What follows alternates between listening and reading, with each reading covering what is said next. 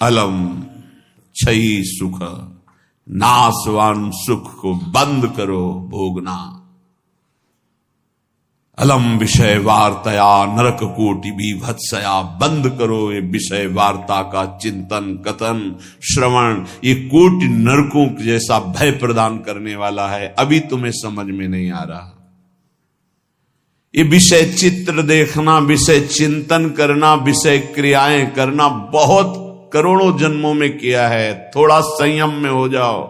मानव जीवन की दिव्यता, आनंद की दिव्यता, उसका अनुभव करो, परमात्म तत्व का अनुभव करो, नहीं पछताओगे। यहां से कुछ नहीं जाना। कह रहे हैं अलम क्षयी सुखा प्रदैर युवती पुत्र आदि कैर। ये बहुत बड़ा आकर्षण है हर हृदय में काम का।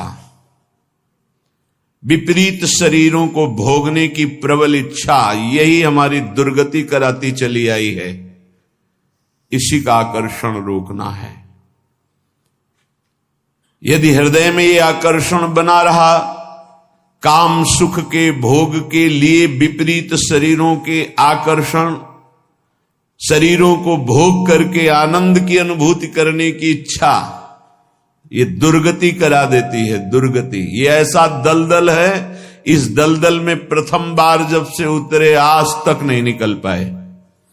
धसता ही चला गया जो इस काम भोग रूपी दलदल में गिरा। इसलिए कह रहे अलम क्षयम सुख, नाशवान चिंता शोक प्रदान करने वाले इस सुखाकर्षण से बचो। जो शरीराकर्षण, इससे बचो, नष्ट हो जाओगे। तुम्हारे जीवनी शक्ति एक सीमित है। अभी यौवन अवस्था है, नष्ट कर लो, फिर किसी काम के नहीं रहोगे। ना भगवत चिंतन, ना शरीर चिंतन का रह जाएगा। केवल शोक चिंतन, चिंता, भय और केवल नाना प्रकार की भयावह कल्पनाएं। बस संयम से नहीं चलोगे, धर्म से नहीं चलोगे तो कोई सुख तुम्हें कभी सुख प्रदान ही नहीं कर पाएगा। धर्मात्मा पुरुष धर्म पूर्वक जब सुख का सेवन करता है तो सुख उसे विरति प्रदान करता है, वैराग्य प्रदान करता है, फिर वो अनुराग के मार्ग में चल पाता है। इसलिए कह रहे कि क्षयम नाशवान सुख है, अक्षय परमात्म सुख की तरफ बढ़ने के लिए तुम्हें मानव देह मिला था। लेकिन प्रदैर युवती, मुस्कुराहट, रूपाशक्ति, मृदु भाषण, नाना प्रकार की विलासिता, इसने तुम्हारे मन का अपहरण कर लिया है। बचाओ अपने मन को और मनमोहन की तरफ लगाओ, प्रभु की तरफ लगाओ। मान लो इन महापुरुषों की बात, आज तक कभी कोई तृप्त नहीं हुआ। कोई भी शरीर भोगों से अतृप्त होकर ही मरा और अगले जन्म फिर उन्हीं भोगों में लगा। बहुत सावधान। यदि बात समझ में आ जाएगी तो निहाल हो जाओगे, नहीं समझ में आएगी तो कभी पछताओगे इस बात को सोचकर। ये महापुरुषों के वचन है। धर्म पूर्वक भजन करते हुए यदि भोगों का सेवन करोगे तो वैराग्य हो जाएगा और भगवान के चरणों में अनुराग के मार्ग में चल पड़ोगे, गृहस्थ हो या विरक्त। अधर्म पूर्वक विषयों का सेवन करोगे, मलिन अंतःकरण, रागी अंतःकरण, हिंसक स्वभाव, क्रूर स्वभाव, ससुख वांछा, आसुरी स्वभाव वाला बन जाएगा, जीवन नष्ट हो जाएगा। श्रीपाद कह रहे हैं वित्तादिकैर, धन के द्वारा भोगों को संग्रह करके भोगने की इच्छा, ये महान पापाचरण कराती है। अवस्था हो गई है भोग त्याग कर भजन करने की, फिर भी रुपए के बल से भोग भोगने की प्रबल आकांक्षा, खरीद के भोगेंगे। भोग लो, पैसा है अभी, पुण्य के द्वारा, पूर्व पुण्य के द्वारा तुम्हारे पास जो श्री है, लक्ष्मी है, उसका दुरुपयोग कर लो। दुरुपयोग, 4 भूखों को भोजन पवा देते उसी पैसे से तो तुम्हारी सदगति का कारण बनता। लेकिन 4 भूखों से पैसे छीन कर अपनी वासना की पूर्ति में लगा दिया, वो तुम्हारे सर्वनाश का कारण बन जाएगी। किसी को भी बाहुल्यता भोगों की मिलती, संपत्ति की मिलती तो उसके भोग के लिए नहीं, समाज सेवा के लिए मिलती है।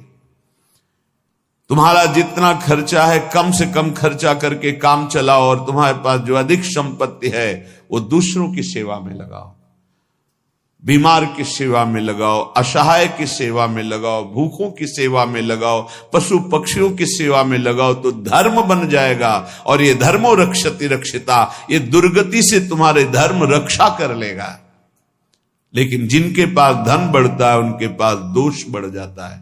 मदिरा पान करना, पैसे के बल से व्यभिचार करना, पैसे के घमंड में आकर दूसरी की जीवों की हत्या कराना, मांस खाना, नाना प्रकार के छल कपट द्वारा पैसा, ये महान नरक की प्राप्ति कराता है, घोर दुर्गति होती है। इसलिए कह रहे वित्तादि बचो, बचो, अधर्म के धन से बचो। ये बहुत प्यारा दिखाई देता है लेकिन तुम्हारा सर्वनाश कर देगा। अगर 1 रुपया धर्म का आ जाए तो बुद्धि भ्रष्ट होना शुरू हो जाती है। फिर तुम बड़ी बड़ी संपत्तियां छल कपट से एकत्रित करोगे, तुम्हारी दुर्दशा क्या होगी। श्रीपाद कह रहे विमुक्ति कथ याप्यलम मम नमो विकुंठ श्रेय। जो ऐसे आचरण करते हैं मुक्ति की चर्चा उनके लिए बेकार है। ममता रत सन ज्ञान कहानी, अति लोभी सन विरति बखानी, कामी समझिम हरि कथा, ऊसर बीज बय फल दशा। जैसे ऊसर भूमि में बीज फेंक दो बेकार चला जाएगा, ऐसे कामी पुरुष से भगवान के अनुराग की बात करो, ममता रत से ज्ञान की बातें करो, लोभी से वैराग्य की बातें करो, बोले सब बेकार हो जाती है। इसलिए बेकार हो जाती है कि उनके हृदय में इतनी मलिनता को समझ ही नहीं पाएंगे। श्रीपाद कह रहे यद्यपि हम चर्चा कर रहे हैं कि अलम छई सुख प्रदैर युवती पुत्र वित्तादिकैर, पर फिर भी ये चर्चा बेकार है, क्योंकि ऐसे भोगी पुरुषों को चर्चा विमुक्ति की, मोक्ष की, परमार्थ पथ की समझ में ही नहीं आएगी। फिर भी हमारी प्रार्थना है कि आप समझने की चेष्टा करें। ये तुम्हारी संपत्ति, ऐश्वर्य, पुत्र, वित्त, स्त्री, परिवार, संबंधी, ये सब एक दिन तुम्हें छोड़ देंगे। तुम्हें अकेला यहां से जाना होगा। तुम्हारे पाप कमाए हुए और पुण्य कमाए हुए वही दोनों साथ जाएंगे। और यदि भजन कर लिया तो पाप पुण्य दोनों को विध्वंस करके वो भगवत प्राप्ति करा देंगे। शुभ अशुभ दुर्ग विध्वंस बल तब जयति जयति जग उच्चरे। जो श्रीधाम वृंदावन के प्रेम का पिपासु हो, बैकुंठ के भी वैभव की तरफ आंख उठा के नहीं देखता। कथयाप्यलम मम नमो विकुंठ श्रेय, नमस्कार है वैकुंठ को, लेकिन मुझे उसके श्रेय, उसके वैभव से कोई मतलब नहीं।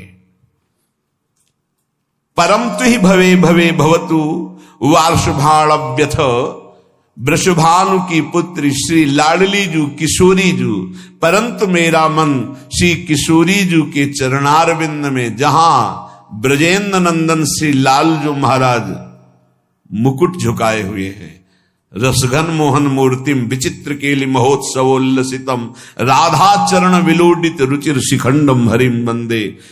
मैं श्री किशोरी जू महारानी जू के चरणों की उपासना करता हूं, जिनके चरणों में ब्रजेंद्र नंदन मोर मुकुटधारी स्वयं लालजू महाराज सर झुकाए हुए हैं। वही वृंदावन मेरा जन्म जन्म की आकांक्षा है, वही मेरा सर्वस्व वृंदावन है, जहां मेरी प्यारी जू और प्यारे जू विराजमान हैं। मुझे नहीं चाहिए वैकुंठ न वैकुंठ का वैभव। अब भी समय है। उपासक यदि आर्त भाव से भगवान से प्रार्थना करे तो प्रार्थना से बहुत जल्दी परिवर्तन होता है। भगवान सत हैं, चिदानंद हैं, प्रेमानंद हैं, करुणामय हैं, और एक भगवान का नाम है भक्ता अनुग्रह कारिणो। जो उनसे प्रार्थना करता है उस पर अनुग्रह कर देते, लेकिन प्रार्थना वही सुनी जाती है जो आर्त भाव हृदय से होती है। सच्ची मानना, तुरंत परिवर्तन देखा गया है। ये हम अपने जीवन की सैकड़ों बार की बात कह रहे हैं। जब कभी ऐसा आया है और प्रार्थना हुई है, मिनट पूरा होना मुश्किल हुआ है और उस प्रार्थना का उत्तर तत्काल मिल गया है।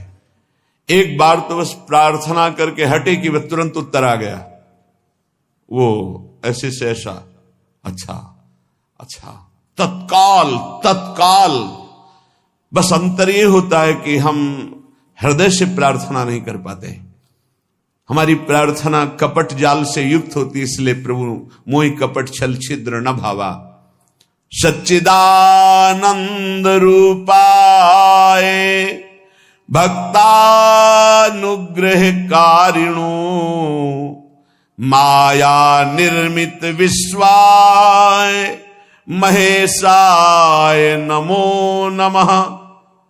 हे नाथ, आप सच्चिदानंद में हैं, सच्चित आनंद में। तात्पर्य, हम आपको कुछ दे सकें ऐसी सामर्थ्य नहीं।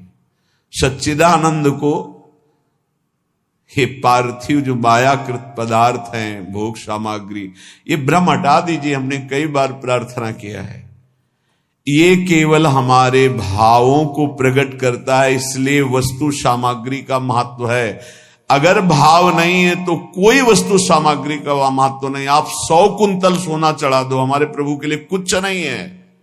कई बार आपको बताया है, समुद्र को रत्नगर्भा, पृथ्वी को रत्नगर्भा कहा गया है। ऐसे ऐसे पहाड़ हैं जो 4-4 लाख योजन के सोने के हैं, और वो सब मायाकृत है। आप देवलोक को जाइए, वहां स्वर्णिम भवन बने हुए हैं देव गंधर्व अप्सराओं के।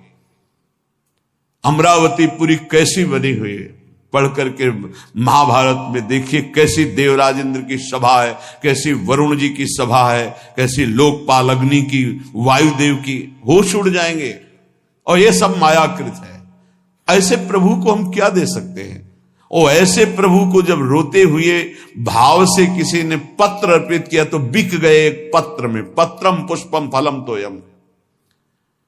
हे सच्चिदानंद प्रभु, आपके एक संकल्प से संपूर्ण सृष्टि प्रकट हुई है। ये प्रार्थना, मैं नीच आपको क्या दे सकता हूं नाथ? मेरे पास तो जो कुछ है वो सब आपका दिया हुआ है। शब्दों को देखिएगा, हे नाथ, मेरे पास जो कुछ है वो तो आपका दिया हुआ है। आपके एक संकल्प से संपूर्ण सृष्टि हुई है। नाथ, मैं आपको क्या दे सकता हूं प्रसन्न करने के लिए? आप मुझ पे अपनी तरफ से, अपनी कृपा से प्रसन्न हो।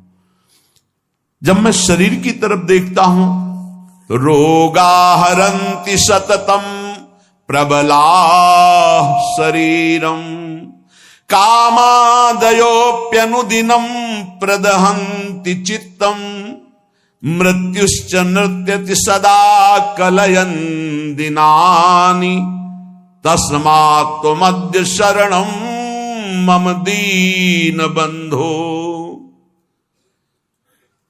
अब अगर हम विचार करें शरीर के लिए, तो नाथ, शरीर में कोई न कोई परेशानी बनी रहती। रोगाहरन्ति सततम प्रबला शरीरम। ये प्रबल रोग शरीर को छीण कर रहे हैं। High blood pressure, low blood pressure, sugar, ये वो। हम क्या आपसे वादा करें कि हम ऐसी साधना करेंगे कि आप प्रसन्न हो जाएंगे? पहली बात बाहरी वस्तुओं की। नाथ, आपने एक संकल्प में अनंत ब्रह्मांडों का सृजन किया। स्वामी, मेरे पास जो वस्तु आपकी दी हुई है, मैं किस वस्तु से आपको रिझा सकता हूं? नाथ, वो तो आपकी दी हुई है। रही शरीर की बात, तो रोगाहरन्ति सततम प्रबला शरीरम। प्रबल रोग हमारे शरीर की शक्ति को छीण कर रहे हैं। अंदर आए सूक्ष्म शरीर, तो कामादयोप्यनुदिनम प्रदहन्ति चित्तम। ये काम, क्रोध, लोभ, मोह, मद, मत्सर इतना गंदा किए हैं अंदर की, हम कैसे आपको कहें कि हम अंदर से आपका ध्यान धर पाएंगे? कभी काम अपना प्रभाव दिखाता है, कभी क्रोध अपना प्रभाव, कभी लोभ, कभी मोह, कभी अहंकार, कभी ईर्ष्या। नाथ, बड़ा गंदा हृदय है। और पूरे जीवन की तरफ देखें, वादा करें कि आज संकल्प लेते हैं कि 5 वर्ष हम ऐसा करेंगे, तो 5 मिनट का भरोसा नहीं। मृत्युश्च नृत्यति सदा कलयन् दिनानि। नाच रही मृत्यु सिर पर, पता नहीं प्रभु कब हमारे शरीर का अंत हो जाए। इसलिए नाथ, मैं आज प्रार्थना करता हूं कि मेरे पास आपको प्रसन्न करने के लिए कुछ नहीं है। आपकी दी हुई भोग सामग्री और ये शरीर रोगों का घर, मन विकारों के द्वारा अपवित्र, और प्रभु पूरा जीवन मृत्यु के हवाले। किस समय मेरी मृत्यु हो जाए मुझे भरोसा नहीं, पता नहीं। नाथ तस्मात् त्वमद्य शरणम मम दीन बंधु। हे दीन बंधु, अब एक ही उपाय, मैं आपकी शरण में हूं। आप मुझे अपने चरणों की शरण में रख लीजिए। हे प्रभु, वे देहो विनश्यति सदा परिणामशीलस्, चित्तम च खिद्यति सदा विषयानुरागी, बुद्धि सदा ही रमते विषयेषु नान्तस्, तस्मात् त्वमद्य शरणम मम दीन बंधु। बहुत सुंदर। नाथ, ये शरीर का प्रतिपल परिवर्तन हो रहा है। कभी घुटने के बल था, फिर किशोर अवस्था आई, फिर जवानी आई, फिर धीरे धीरे ढल रहा है। ये नाशवान शरीर नाश की तरफ जा रहा है और प्रभु मन प्रतिपल भोगों में लगा हुआ है। हमारा चित्त प्रतिपल भोगों में लगा हुआ है। ईमानदारी की बात देख लो, ये खाऊंगा, ये पीऊंगा, ये देखूंगा, ये भोगूंगा, ये भोगा, अब ये भोगूंगा, ऐसी ही गणित चलती रहती है अंदर। और मेरी बुद्धि बस एक ही बात, इस विषय को भोगने में ये सुख है निश्चय करती है, विषयों में सुख है। मारा गया प्रभु, मारा गया। कुछ भी ऐसा नहीं है जिस पर मैं टिक सकूं। शरीर टिक नहीं रहा क्योंकि नाशवान प्रतिक्षण नाश की तरफ जा रहा। मन प्रतिक्षण भोगों का चिंतन कर रहा। बुद्धि यही निश्चय करा रही कि भोगों में, रुपया में, घर में, मकान में, स्त्री में, पुत्र में, शरीर में, इन्हीं में सुख है। नाथ, कभी मैं आत्मा राम नहीं बन सका, अर्थात अपने स्वरूप को नहीं जाना कि मैं कौन हूं। इसलिए दीन बंधु, अब आपकी शरण में हूं, बचा लीजिए मुझे। हे नाथ, मैं आपकी शरण में हूं। आयुर्विनश्यति यथा मघटस्तथोयम्, विद्युत प्रभेव चपलाबत यौवनश्री, वृद्धा प्रधावती यथा मृगराज पत्नी, तस्मात् त्वमद्य शरणम मम दीन बंधु। प्रभु, जैसे कच्चे घड़े के प्रभाव को जानो कि पानी डालते ही वो फैल जाता है, नष्ट हो जाता है। कच्चे घड़े में पानी नहीं टिकता। नाथ, इस तरह मेरा शरीर है, कच्चे घड़े की तरह, पता नहीं कब फूट जाए। जैसे पानी का बुलबुला बढ़िया दिखाई दे रहा है, लेकिन किस क्षण फूट जाए उसका भरोसा नहीं। बिल्कुल ऐसे ही विद्युत प्रभेव चपला बत यौवनश्री, ये जवानी, ये वैभव बिजली की तरह है। इसको भी देखा, बहुत चंद दिनों में नष्ट होते देखा। ये जो श्री अर्थात लक्ष्मी है, चपला है, इसे चंचला कहा गया है। ये किसी एक जेब में बराबर नहीं टिकेगी। वही रुपया लाखों लोग कह चुके हैं कि मेरा है और लाखों कहेंगे मेरा है, वो बदलता चला जाएगा, चपला है। आयुर्विनश्यति यथा मघटस्थ तोयम, विद्युत प्रभेव चपला बत यौवनश्री। ये जवानी, ये रुपया, ये भोग सामग्री, ये वाहवाही किसी की ब्याही हुई नहीं है। आज जवान हो, कल तुम्हारी दुर्दशा हो जाएगी। आज धनी हो, कल मांग करके तुम्हें खाने की भी हिम्मत नहीं रहेगी, ऐसी स्थिति आ जाएगी। बहुत होश में। वृद्धा प्रधावती यथा मृगराज पत्नी, जैसे सिंहनी खाने को तैयार है, ऐसे रोग युक्त वृद्धावस्था तुम्हारा इंतजार कर रही। जब धक्का लगा के घर से बाहर कर दिए जाओगे, कर्म के परिणाम में कुछ भी तुम्हारा नहीं, कोई भी तुम्हारा नहीं। ऐसे कितने उदाहरण हैं। इसलिए अभी दीन बंधु प्रभु के नाम जपने का अवसर जप लो। अभी प्रभु की शरण में हो जाओ, तुम्हारा मंगल हो जाएगा। इस पर भरोसा मत करो। जब घटनाएं सुनते हैं तो लगता है कि लोगों को सीख लेनी चाहिए। अपने पुत्र को 10,000 करोड़ की संपत्ति कमा के दी, उसी पुत्र ने धक्का मार के बाहर कर दिया। वो रोता घूम रहा है कि हमें अपने घर में रख ले। ए भाई, हरिशरणम अगर ये जीवन में नहीं है तो तुम्हारा सब जीवन व्यर्थ चला जाएगा। आयाद व्ययो मम भवत्यधिको अविनीते कामादयो हि बलिनो निबला समाद्या मृत्युर्यदा तुदति मां बत किं बदेयम। हे प्रभु, ये जो रुपये की आय है ये जीव को पागल बना देती है, धर्म से भ्रष्ट कर देती है। ये भी देखा है, जितना अधिक रुपया आएगा उतनी बुद्धि भ्रष्ट होती चली जाएगी। रुपये का सदुपयोग कोई महाभागवत कर पाता है नहीं। रुपया बहुत बुरी तरह कर्म बिगाड़ देता है। जहां रुपया बढ़ा तो फिर कर्म बिगाड़ देता है, कुछ नहीं, भारी प्रमाद। ये जो आप लोग बैठकर सत्संग सुन रहे हैं, बड़ी भगवत कृपा है जो आप यहां आकर के सत्संग सुन रहे हैं, भगवत कृपा। संसारियों को भगवत चर्चा सुनने की ना प्रेरणा होती है, ना इच्छा होती है, ना समय दिया जाता है। और जिसे सत्संग नहीं मिला जीवन में, उसका जीवन कूड़ा बना रहता है। गंदे आचरण, गंदा खाना पीना, गंदा व्यवहार। भगवत प्राप्ति करना है, भजन करना है, ऐसा कहीं चिंतन ही नहीं है, कहीं चिंतन नहीं। बस कमाना, ये सत्य है संसार, ऐसा भाव। कमाना है, मकान बढ़िया बन जाए, रुपया बैंक बैलेंस हो, अमुक कार्य सोचते सोचते मर गया, फिर अगला जन्म हुआ, फिर यही सोच, कब तक चलता रहेगा। आयाद व्ययो मम भवत्यधिको विनीते। और जब आय अधिक होने लगती है और बुद्धि व्यभिचारी हो जाती है, धर्म से अधर्म की तरफ जाने लगती है, तो फिर उसका व्यय गंदे तरीके से होता है, गंदे तरीके से। जो धर्मात्मा पुरुष होते हैं उनका धन बहुत अच्छी तरीके से, सो धन धन्य प्रथम गति जाकी। क्या?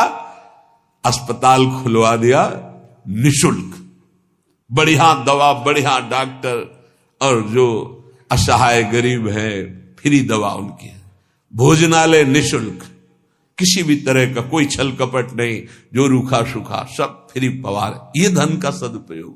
गौ सेवा, लाखों गौओं का, पशु पक्षियों का पोषण हो रहा है। ये विद्यालय खुलवा दिया, निशुल्क विद्यालय, फीस डॉक्टरों की, मास्टरों की, जो भी जैसे, वो सब अलग अपनी तरफ से। औषधालय, विद्यालय, ये सब वो धर्मात्मा पुरुष का ऐसे खर्चा होता है। अधर्मी का खूब शराब पी रहे हैं, व्यभिचार कर रहे हैं, कितने रुपए लगे आज के नाच में, इतने लगे पार्टी में। अस्पताल खुलवा देते तो पूरे तुम्हारा परिवार का कल्याण हो जाता, कितना लाभ मिलता। जो धनाभिमानी हैं उनके द्वारा धन का सदुपयोग नहीं होता, जो भगवत चरणारविंद के आश्रित है उनका सदुपयोग होता है। बोले प्रभु, अधिक आय होने पर धन का व्यय गलत तरीके से होने लगता है। नाथ, उसका प्रभाव यह हुआ कि काम आदि दोष बहुत बढ़ जाते हैं, बहुत बढ़ जाते हैं। कामादयो ही बलिनो निबला समाद्या, इतना निर्बल कर देता है कि वो बुद्धि से निश्चय ही नहीं कर पाता कि ऐसा करना चाहिए कि नहीं, वो ना करने योग्य व्यभिचार करता है। कामाद्या ही बलिनो निबला समाद्या मृत्युर्यदा तुदति माम बत किम बदेयम। क्या कहूं प्रभु, इतना निर्बल कर दिया काम ने कि अब अपने को रोक नहीं पाता। अब तो मृत्यु का दंड मिलेगा और नरक की दुर्गति भोगनी पड़ेगी। नाथ, अब तो आप संभाल लीजिए, आपकी मैं शरण में हूं। एक ही उपाय है, तस्मात्। अब एक उपाय है, आपकी शरण में हूं दीन बंधु, आप स्वीकार कर लो। दीन बंधु, हे भगवान, तप्तम तपो नहि कदापि मयेह तन्वा वाण्या तथा नहि कदापि तपश्च तप्तम मिथ्या विभाषण परेण न मानसं हि तस्मात् त्वमद्य शरणं मम दीन बंधु।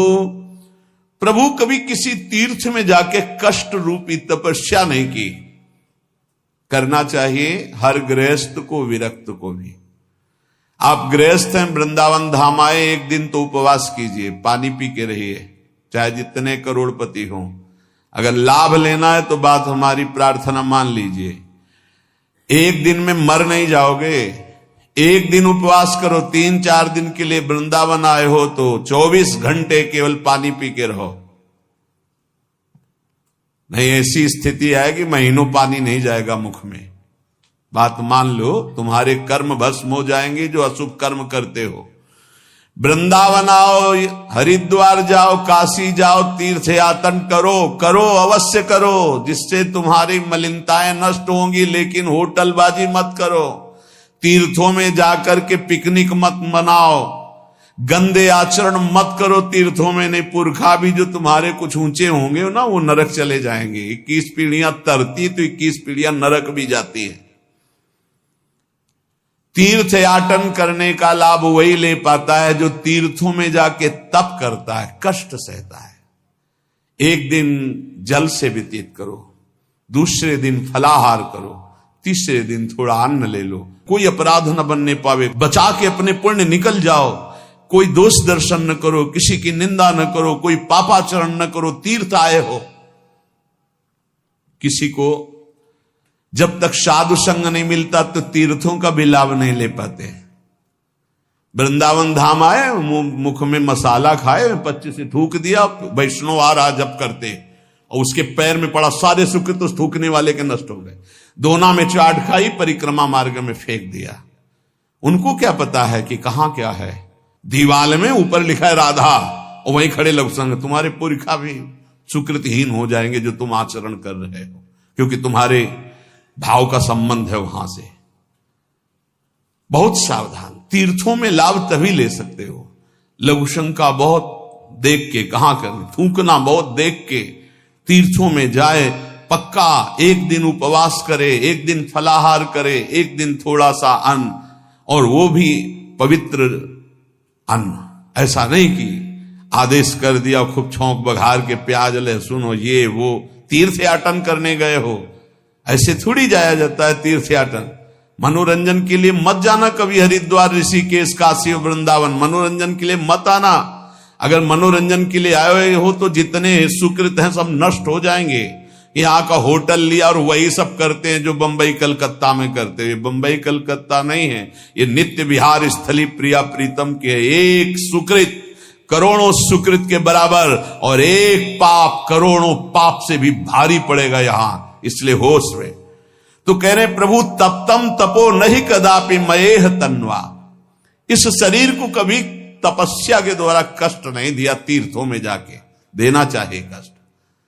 अब माघ में देखो ना, बड़े बड़े सुकृतशाली वहां जाते हैं, पांडाल खोलते, संत महात्माओं का वास कराते, भोजन कराते और 3 बार नहाते हैं। और माह महीने में गंगा जी का नहाना भारी तपस्या है। ऐसे एक डुबकी लगाओ तो लगता है सर है कि नहीं है, कुछ पता ही नहीं चलता, इतना ठंडा चल रही वायु। हाँ, गीजर में नहाने वाले गंगा जी में कब डुबकी मार पाएंगे। तो तीर्थों में जाते 8 बजे वहां से उठे हो, गीजर से नहा धो के पान वान खा के बाहर। ऐसे तीर्थ नहीं होते। 3 बजे तड़के जाओ, गंगा स्नान करो, बैठो भजन में, माला चलाओ। 3 दिन 4 दिन जो वृंदावन वास, तीर्थराज, प्रयागवास, काशीवास, ये कठोर तप पूर्वक किया जाता है। पर प्रभु कभी ऐसा नहीं हुआ। दीन बंधु और वाण्या तथा नहीं कदापि तपश्च तप्तम। वाणी का कभी तप नहीं किया। शरीर का ये तप है तीर्थयाग, और वाणी का तप 2 घंटे 3 घंटे बैठ गए, खूब नाम कीर्तन किया, राधा राधा राधा। नाम कीर्तन में मन बड़े पुण्यात्मा पुरुष का लगता है। नाम संकीर्तनम यस्य सर्व पाप प्रणाशनम, समस्त पापों को विध्वंस कर देता है नाम कीर्तन। तो वाण्या तथा नहीं कदापि तपश्च तत्तम, नाथ कभी शरीर से तो तप तीर्थों में किया नहीं, वाणी से कभी नाम कीर्तन का तप नहीं किया। पूरी चतुरासी जी गा लिए, सुधा निधि गा लिए, यमुना के तट पर बैठ करके आए 2-4 दिन के लिए और परिक्रमा लगाए, नाम कीर्तन में बैठे, नाम कीर्तन किया, ये कभी तप नहीं किया। मिथ्याभिभाषण परेण, जबान से झूठ बोलना, गाली देना, निंदा करना, पापाचरण करना, प्रभु शरीर से पाप, वाणी से, और मानसम ही, और मन से प्रभु पूछो मत, मन तो सदैव पाप ही सोचता रहता है। तस्मात् मध्य शरणम मम दीन बंधो, हे दीन बंधु ऐसे मुझ नीच को अपनी शरण में रख लो।